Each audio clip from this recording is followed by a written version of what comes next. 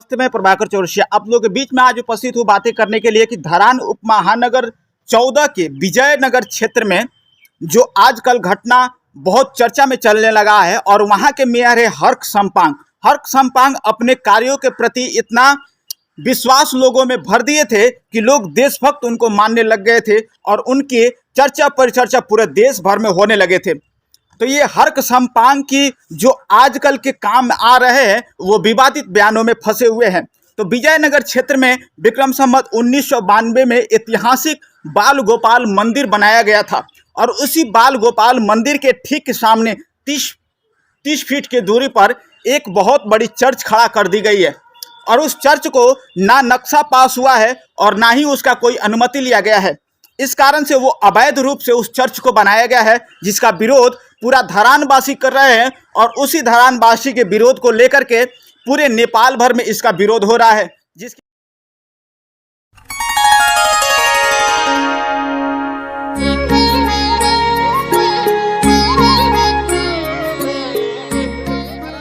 हमारे विभिन्न विश्व हिंदू संगठन, विश्व हिंदू परिषद व बजरंग दल और हमारे जितने भी हिंदू संगठन, सनातन संगठन हैं, वो लोग अपना प्रेस विज्ञप्ति जता रहे हैं और कह रहे हैं कि इसको जल्द से जल्द तोड़ा जाए, इसको वापस लिया जाए, क्योंकि ये आने वाले दिनों में यहाँ पर द्वंद्व हो सकते हैं। इस पर आने वाले दिनों में बहुत भयंकर जो हो सकता है, तानातानी हो सकता है। इसलिए चर्च को बनाना यहाँ पर उचित नहीं था और बना ही दिए हो तो ये भी गलत है, इसको हटाया जाए। और जब हर्क सम्पांग से पूछने के लिए लोग गए, वो बोलते हैं कि हमें धर्म के विषय में कुछ नहीं बोलना है, क्योंकि ये आप लोग जाकर के अदालत से बातें करिए। तो आप एक महानगर के मेयर हैं, आप इस बात पर क्यों नहीं बातें कर सकते हैं?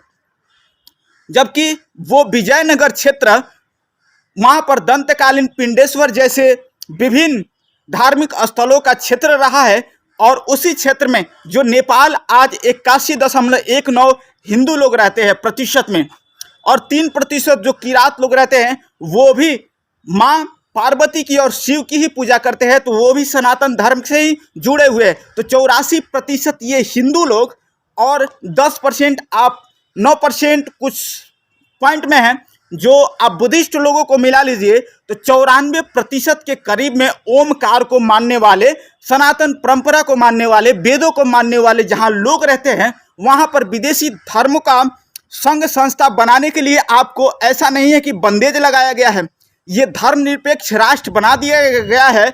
इसलिए आप बना तो सकते हैं, लेकिन नेपाल में और भी तो जगह है, धरान के अंदर और भी तो जगह था जहां पर आप चर्च बना सकते थे। लेकिन मंदिर के अगाड़ी ही चर्च क्यों बनाया जाए? क्योंकि ये दोनों का मत पंथ जो है अलग अलग है, ये दोनों का विचारधारा अलग है। ये पूर्वीय संस्कृति है तो एक पश्चिमा संस्कृति है, इन लोगों का तालमेल नहीं रहता है। एक ने भगवत गीता को माना है, एक बाइबल को माना है, और इन लोगों में जब भीड़ भाड़ हो तो कभी भी द्वंद्व बढ़ सकता है, कभी भी झड़प हो सकता है।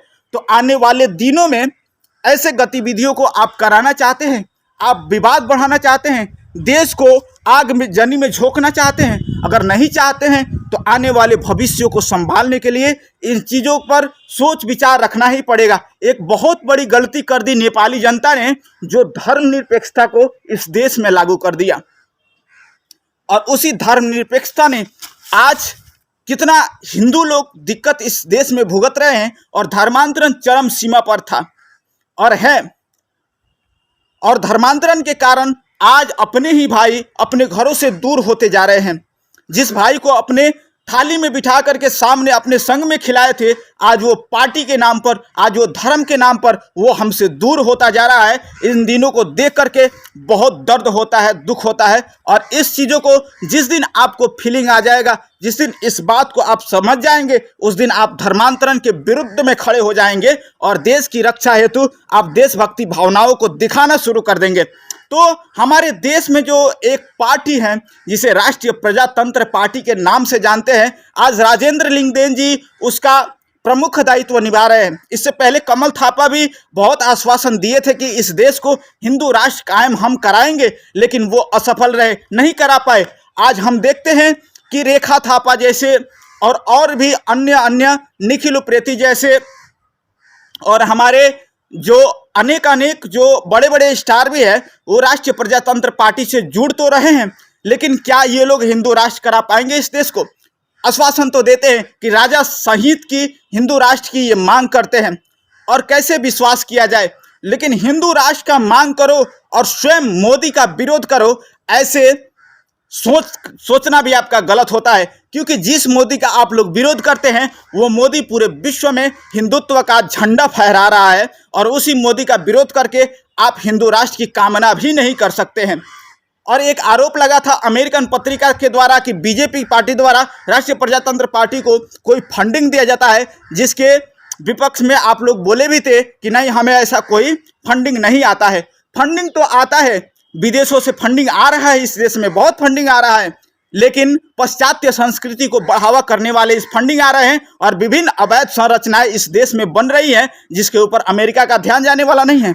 लेकिन हिंदुओं को ऊपर टारगेट करके ऐसे ऐसे पत्रिका छापने में देर नहीं लगाते हैं। क्या इस देश में बहुत सारे अवैध संरचनाएं नहीं बने हुए? इसके ऊपर प्रश्न उठाने वाले आप ही नहीं हो तो विदेश क्या प्रश्न उठाएगा? तो आप देश के प्रति देशभक्त तो हो ही नहीं, आप देश के लिए मरते ही नहीं हो, देश के लिए जीते नहीं हो, इसलिए देश में संरचनाएं बन रही है। और जितना भुगतना पड़ा था धर्मनिरपेक्ष लागू करके आप लोगों ने, जितना इस देश को आज बर्बाद कर रहे हैं, उसी तरह से आज अभी इस देश में बहुत माहौल बिगड़ने वाले हैं। भारत में आप जा कर के देखिए कि मैतेई समाज और कुकी समाज के बीच में, नागा जातियों के बीच में जो मणिपुर में जो हालात बिगड़ रहे हैं और जैसे जैसे हो रहे हैं, वहाँ पर भी संख्या कम था, लेकिन आज जो हालत वहाँ का हो रहा है वो हमारे देश का भी हो सकता है। ये मेरा पर्सनल विचार है, जो आपको भी विचारणीय है, सोचना चाहिए था। एक अगर देशभक्त है, देश के प्रति भावनाएं रखते हैं, देश के प्रति सचेत है तो बाकी आपका विचार,